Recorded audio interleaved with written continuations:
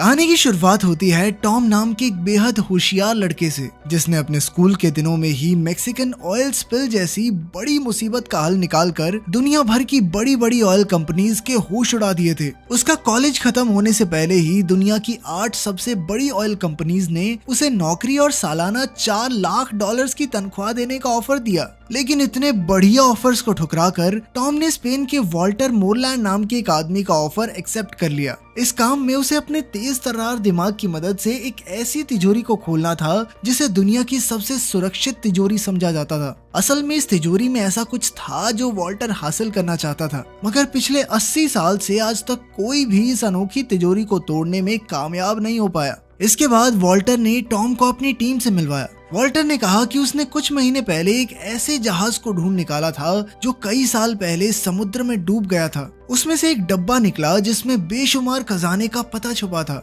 मगर जल्द ही स्पेनिश सरकार को इस बारे में पता चल गया और उन्होंने वॉल्टर की ढूंढी हुई सारी चीजों को जब्त करके एक स्पेनिश बैंक की तिजोरी में बंद कर दिया। खैर फिर टॉम वॉल्टर की बेटी लोरेन से मिला, जो अपने मिशन के लिए कोई भी भेस बदलने में माहिर थी। उसके अलावा उनकी टीम में क्लाउस था, जो कि एक जबरदस्त हैकर था। जेम्स वॉल्टर का खास आदमी था, जो पहले एक फौजी हुआ करता था और अब वो एक जबरदस्त फाइटर था। साइमन उनकी टीम के लिए हर जरूरत का सामान लाता था। जब तक उसे पैसे मिले वो वॉल्टर को दुनिया की कोई भी चीज लाकर दे सकता था। खैर आज टॉम का पहला दिन था और टीम को बैंक का सिस्टम हैक करने में मुश्किल हो रही थी। उन्हें एक कोड भरने की जरूरत थी, मगर उन्हें कोई आइडिया नहीं था कि आखिर ये कोड क्या हो सकता है। तब टॉम ने आइडिया दिया कि उन्हें बैंक के किसी क्लाइंट से बैंक का ऑटोमेटेड वॉइसमेल बनकर बात करनी चाहिए और इस तरीके से उन्हें वो कोड मिल सकता है। आखिरकार टॉम की तरकीब काम कर गई और उन्हें आसानी से कोड मिल गया। सबने टॉम को शाबाशी दी और टॉम अपने नए घर में पहुंचा। फिर अगले दिन से टॉम बाकी की टीम के साथ बैंक ऑफ स्पेन के नक्शे को समझने लगा। वॉल्टर के मुताबिक ये बिल्डिंग दुनिया की सबसे सुरक्षित बिल्डिंग है, क्योंकि यहाँ हजारों की तादाद में सेंसर्स और कैमरास लगे हैं और वहाँ के गार्ड भी सिक्योरिटी में कोई कमी नहीं छोड़ते। उनकी सबसे बड़ी मुश्किल तो स्पेनिश आर्मी का हेडक्वार्टर था, जो कि बैंक के ठीक सामने बना हुआ था। जब भी बैंक के सिक्योरिटी अलार्म्स बजेंगे तो हेडक्वार्टर से 500 फौजी एक साथ बैंक में घुस आएंगे। इसके अलावा बैंक का सिक्योरिटी चीफ पहले स्पेन की काउंटर टेररिज्म फोर्स का कमांडर था।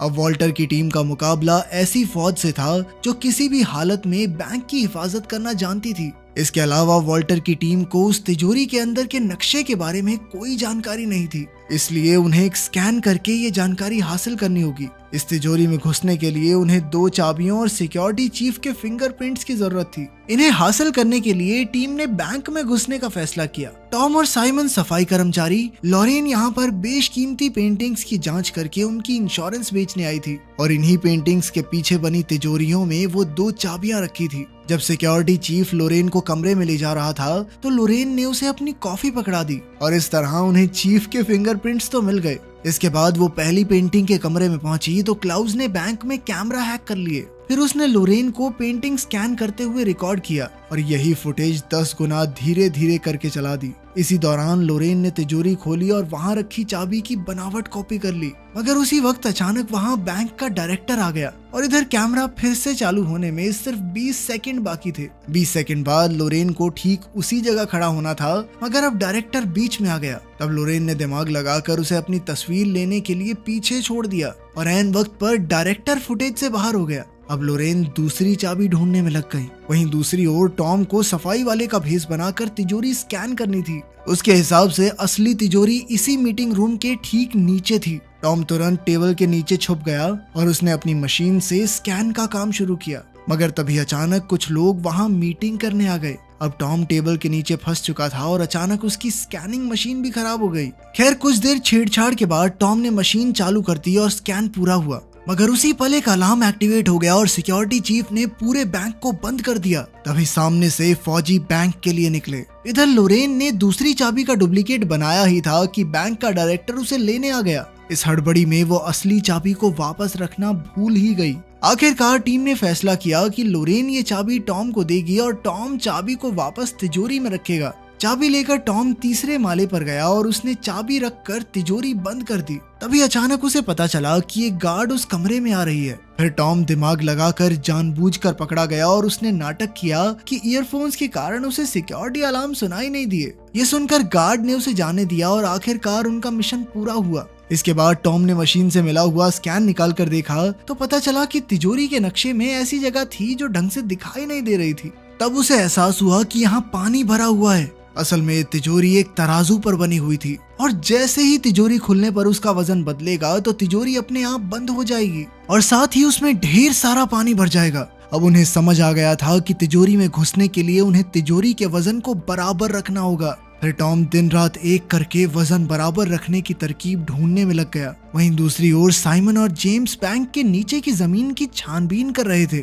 कि उन्हें टॉम की बात सच होती दिखाई दी। वो तिजोरी वाकई में एक बड़े से तराजू पर बनी हुई थी, मगर उसका वजन एकदम 0 पर टिका हुआ था। इसके अलावा एक और मुसीबत उनके सामने खड़ी थी। उस अंडरग्राउंड कमरे की दीवारें टाइटेनियम स्टील से बनी हुई थी जो इतना मजबूत था कि उसे ड्रिल करने में 15 दिन लग जाएंगे। अपना मिशन पूरा करने के लिए वॉल्टर की टीम के पास बहुत कम वक्त था और इतने से समय में वो डिब्बा चुरा कर वहाँ से बाहर निकलना सबको नामुमकिन लग रहा था। इसलिए आखिरकार उन्होंने हार मान ली। अब वॉल्टर निराश होकर छत पर गया और उसने देखा कि सड़कों पर फुटबॉल फैंस की भीड़ लगी हुई थी। तभी उसकी नजर बैंक के कैमरास पर गई तो उसे एहसास हुआ कि वर्ल्ड कप फाइनल्स के सभी कैमरास भीड़ की तरफ होंगे और तभी उनके दिमाग की बत्ती जली। फिर उसने अपने साथियों को इसका नमूना पेश किया। फिर उसने ग्लास हटाकर तराजू पर लिक्विड नाइट्रोजन छिड़क दी और फिर दोबारा ग्लास रखा, मगर इस बार वजन नहीं बदला क्योंकि तराजू जम चुका था। टॉम ने कहा कि बिल्कुल इसी तरह वो तिजोरी के नीचे वाले तराजू को जमा सकते हैं, मगर इसके लिए बहुत ज्यादा लिक्विड नाइट्रोजन लगेगी।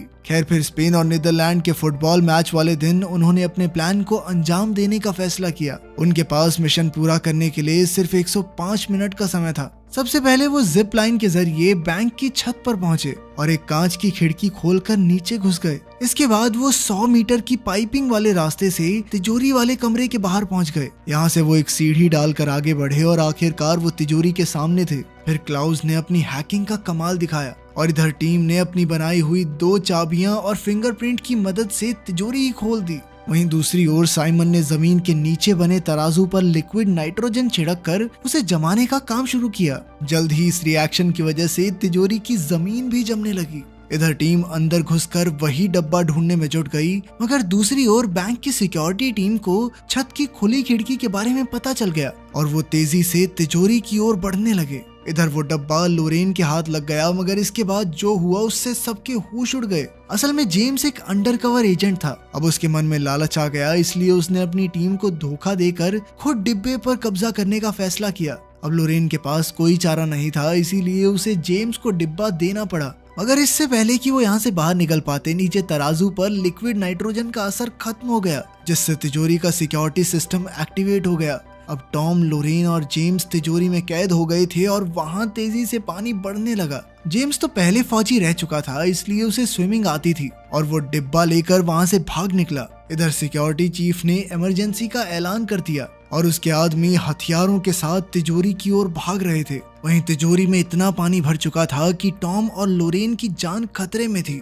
क्योंकि वो कभी भी डूब सकते थे। अब उनके पास कोई चारा नहीं था, तो ऐन वक्त पर टॉम के दिमाग की बत्ती जली और उसने साइमन को तराजू पर और बाहर डालने को कहा, ताकि पूरी मशीनरी को लगे कि तिजोरी पूरी तरह से पानी से भर चुकी है। साइमन ने फटाफट सारे नाइट्रोजन टैंक्स तराजू में रख दिए, पर वो भी काफी नहीं थे। आखिरकार उसने अपना रेडियो भी ऊपर रख दिया और इतने से भार से तराजू का वजन बढ़ गया। अचानक सिस्टम के मुताबिक तिजोरी का पानी बाहर निकलने लगा। इधर फौज तिजोरी में घुसकर चोरों को रंगे हाथों पकड़ने ही वाली थी, मगर जैसे ही उन्होंने दरवाजा खोला तो उनके होश उड़ गए, क्योंकि तिजोरी में कोई भी मौजूद नहीं था। असल में टॉम और लोरेन ड्रेन पाइप्स के जरिए भागकर बैंक के ऊपर वाले मालों में पहुंच गए। इधर फौज और गार्ड्स हाथ धोकर उसके पीछे पड़े हुए थे कि अचानक लोरेन को याद आया कि जिस कमरे में वो पेंटिंग स्कैन करने गई थी, डायरेक्टर उसकी खिड़की हमेशा खुली रखता था। अब वो दोनों बिना समय गवाए खिड़की से नीचे कूद गए, जहां हजारों फैंस की भीड़ लगी हुई थी। उन्होंने तुरंत अपनी जैकेट्स उतारी और भीड़ में खो गए।